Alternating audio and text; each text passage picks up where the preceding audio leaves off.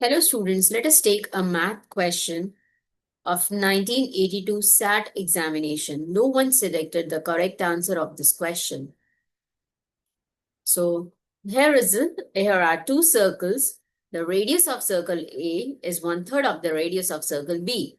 Circle A rolls around the circle B one trip back to its starting point. How many times will circle A revolve in total?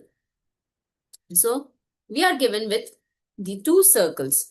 And for this question, we are having the options as A 3/2, B 3, C 6, and D 9/2. So what we find first that if the circle A is 1/3 the radius of circle B, that means its circumference is also 1/3 that of the circle B. Now, if I take the circle A and roll around on a single straight road, which is 3 times its circumference, then we can see that the circle A will exactly revolve 3 times.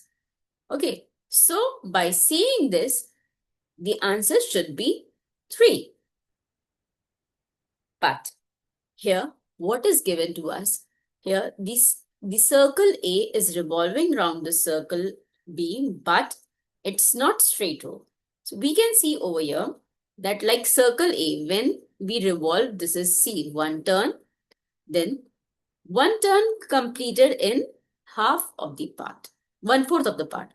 Then again, when we revolve it, it is again so 2 times. Now again, we revolve the circle A on circle B.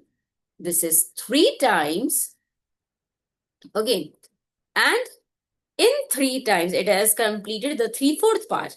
And again, to back to its position, it is completed the circle in 4 complete revolutions. So correct answer of this question is 4.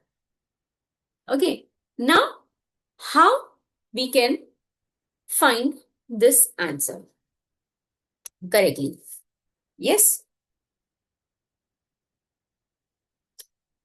See, if I take 2 coins with same measurement, then circle A will complete the coin B in 2 complete revolution.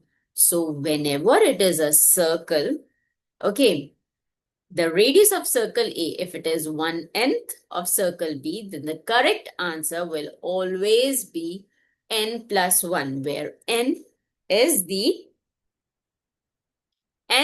number of times the circumference of circle A rolls around the n times. Okay, so total revolution will always be n plus 1, not n.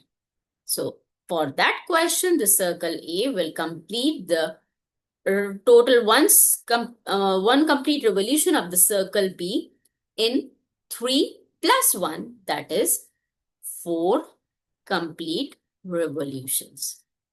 Thank you.